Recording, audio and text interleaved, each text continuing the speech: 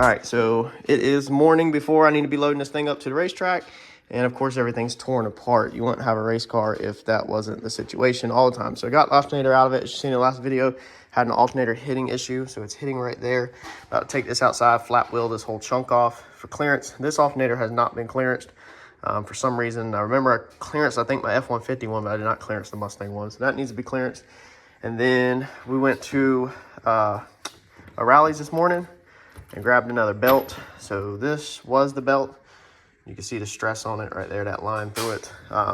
So grab one that is a touch bigger, and I think this will be doable because the other one, like, it went on, but it was a freaking nightmare. So when you lay these out side by side, it is pretty much, the other one is just a little bit longer. So hopefully that's gonna be the ticket. I'm gonna go grind this alternator and then put all this back together, and then we'll be getting this thing outside, firing up and seeing what we got.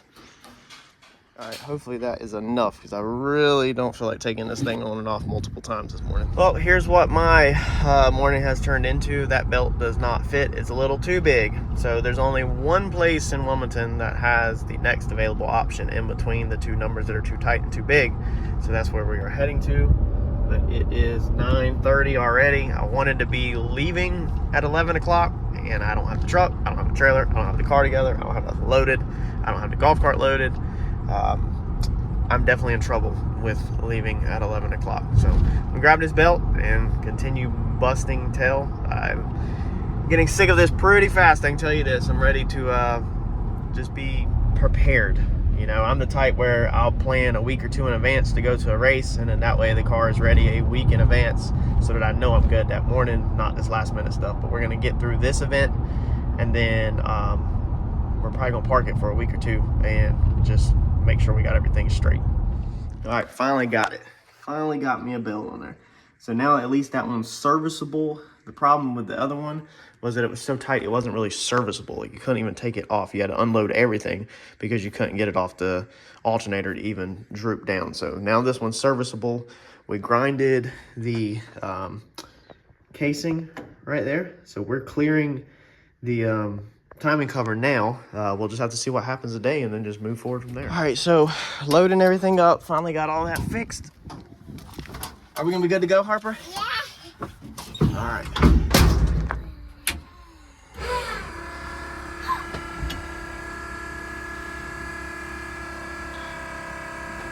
You ready? Yeah.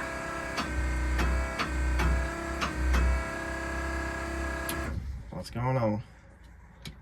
Neutral. Oh yeah.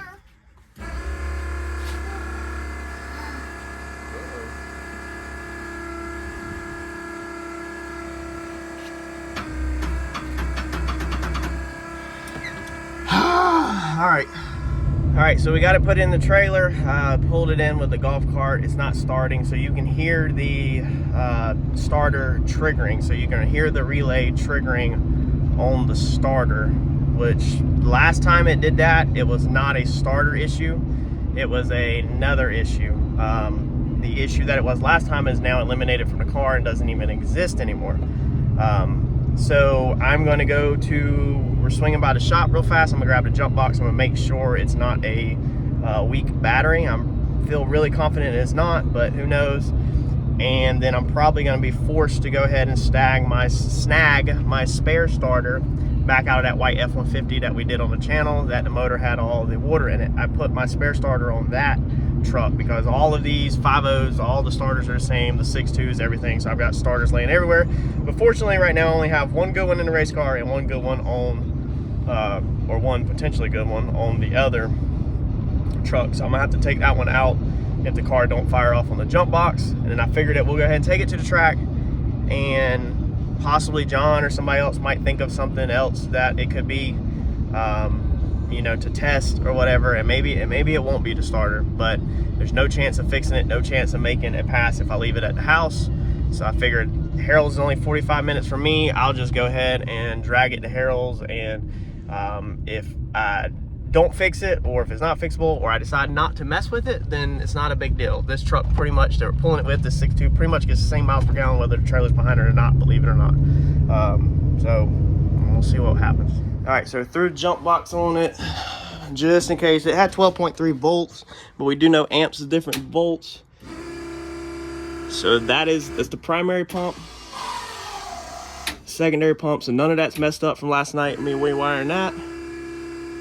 Make sure it's in neutral. It's in neutral.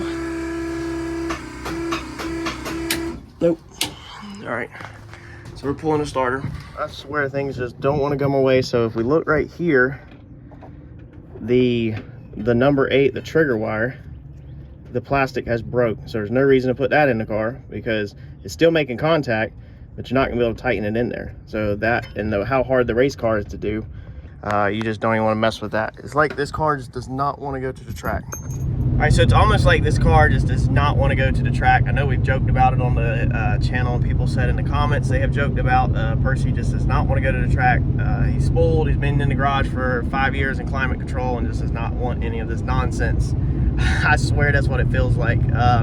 So we're gonna grab a starter from O'Reilly's. I did go ahead and call Chris. He wired the whole car, so he obviously knows the wiring system 100%. And he said there's just nothing to it. Like there's nothing that could be missed since you can physically hear the relay clicking. He said he had an issue with it. He actually didn't tell me because he didn't think nothing of it. He went to crank it and it wouldn't crank, and it was already later in the afternoon, and so he just went inside. He said he'd come back out the next day, went to crank it to pull it out to put it in his trailer so he could work on his truck, and it fired right up with no issues.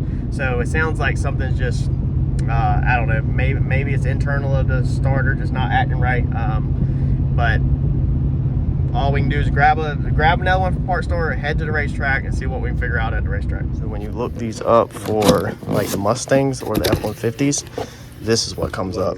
This is different than that one. So all the Mustangs, all of the F-150s for the Coyote bring that up. But when she just looked up a 6.2 2017, because I think this is off my Super Duty, it showed a picture that looks like this. So we're about to check that.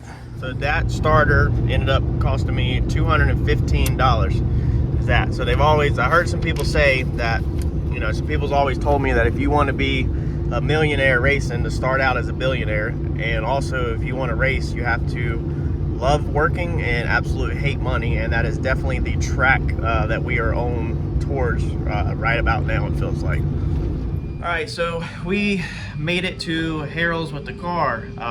Did not get to do a lot of filming because it literally just got out here and it was just thrashing. So we went to change the starter.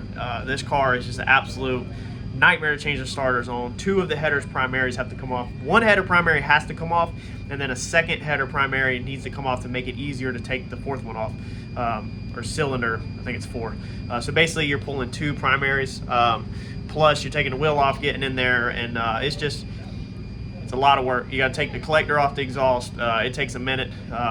Did everything, plus issues, plus stumbling. I think it took about 2 hours to change the starter, probably, with fighting everything else. I actually undone the engine limiter and actually did not need to do that. So it's a learning process, just like anything else. Brand new build, doesn't come with instructions, doesn't come with how to take things apart, what you need to undo to, you know, be able to reach things. And a lot of times in the past, whenever I went to change stuff or undo items, it's been different situations. The fenders are not on, or the engine limiter wasn't in there when I put the car back together, you know, or we're pulling the whole motor. So it's never, this has like really been the first starter failure that needs to be changed, and we're not doing anything else. So the more, hopefully we'll never have to do it again, but it's going to happen. The more we change it, then the more we learn how to do it. Put it in the car though, and it literally was not like, still, it didn't sound good. It sounded terrible that the car was blowed up. So I wish I would have got it on film, but again, it was just hurrying. Everybody's around trying to get it done. But it sounded like the car literally was blowed up, like bare and squill again. And I was just like, I don't understand how this thing fired off yesterday afternoon, as you've seen in the video, ran perfectly fine.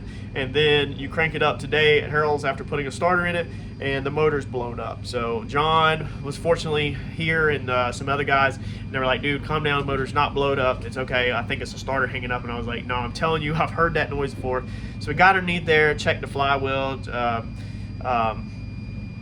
flex plate, whichever one it is, my mind spring, and y'all know I can't get them two right. I mess them up all the time. So checked all that, looked at it, and the bendix on the starter was actually like hanging up. So John was like, you need to shim it out a little because it looks like the flywheel may be warped just a touch. Basically, when we were turning the motor over with a wrench, it was sounding perfectly fine, and then all of a sudden one spot on the where the teeth were hitting the bendix, and it was only one spot. So imagine that it's warped just a touch. I don't know how it would have got warped or anything, but it is what it is. And so he was like, you gotta shim it out. So we were able to, this time for some reason, we were able to get it all the way from the front and take extensions with the impact gun and get in there. And with the help of my dad, I was able to pull the starter off just a little bit, slip washers down in there, and get it spaced off, and then fire it up, and everything sounds good. So I don't 100% know how tonight's gonna go, how much film I'm gonna get. We're gonna shake it down after the events, possibly. I don't know if John's gonna, just do the filming and put it on his channel or not. I really don't know at this point. We're just here to shake it down and try to get a good pass. So we'll see what happens. Still gotta do a couple little odds and ends, but hopefully she's ready to go.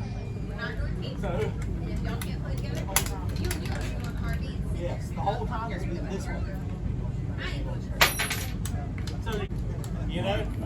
Look down. That's where it stops. I don't want your head to go so far. Yeah. That's it. That's what it's supposed to do. Got you.